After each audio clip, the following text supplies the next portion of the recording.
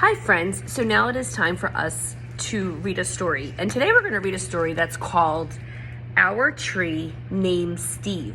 And this story was written by Alan Ziebel and it's illustrated by David Catrow. And I don't know if you guys remember that name, but we've read several stories where David Catrow was the one who was the illustrator. That means he drew the pictures. I don't know if you remember this story, Stand Tall, Molly Lou Mellon. He was the illustrator in this book. And also, remember when we read I Like Myself? He was also the illustrator for this story. So he illustrates many books that we read in our classroom. So I hope you guys enjoy Our Tree Named Steve. Our Tree Named Steve.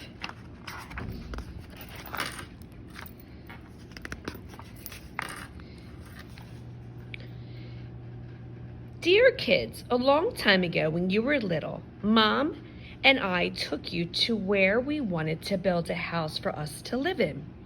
But in order to build there, men had to come and clear the land. So here's a letter from the mom and dad to their kids. I remember there was one tree, however, that the three of you couldn't stop staring at. Adam thought it was crying. Lindsay said it looked nervous. And Sari, who was only 2 years old, couldn't pronounce the word tree and called it Steve. I love you, Steve, she kept saying. And then Adam and Lindsay started saying it. And before too long, Mom and I got the hint to ask the builder to please save Steve.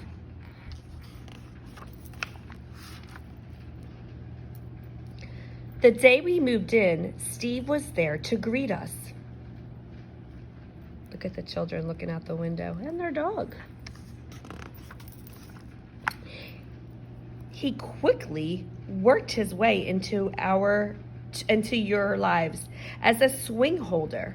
Here's the tire swing. A target, third base, hiding place, and a jump rope turner. Wow, the children used this tree for a lot of different things. And whenever our dryer broke down, he held our underwear with pride. Look, they hung their clothes on a clothesline. Yes, right there in the center of our yard, this weird-looking tree grew to become the center of our outdoor lives. Through all of our barbecues and campouts and dance parties. Or when Adam and Lindsay started getting crushes on the Simon kids next door, Steve adjusted to our every need. Look, friends, in this picture, it looks like, what season is it? The leaves are all changing colors on a tree. Do you remember when that happens? I heard someone say it, and you're right, in the fall. Wow, look at this picture. I see lots of snow, and that normally happens in the what? Right, the winter. And it wasn't always easy standing tall through snowstorms in the winter. Or when Uncle Chester napped in a hammock. Couldn't possibly have been fun.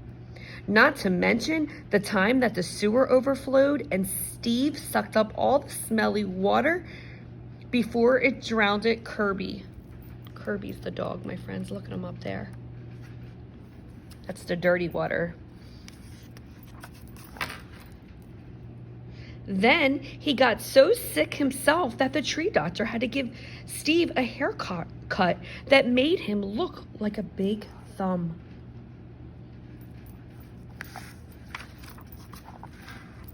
Through the years, Mom and I have tried to show you, in a world filled with strangers, the peace that comes with having things you can count on and a safe place to return after a hard day or a long trip. Which brings me to the point of this letter. Last week, a storm hit our area.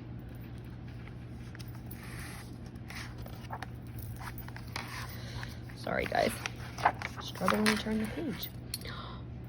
And though we spared Steve's life a long time ago, this time we couldn't save him. look what happened, friends.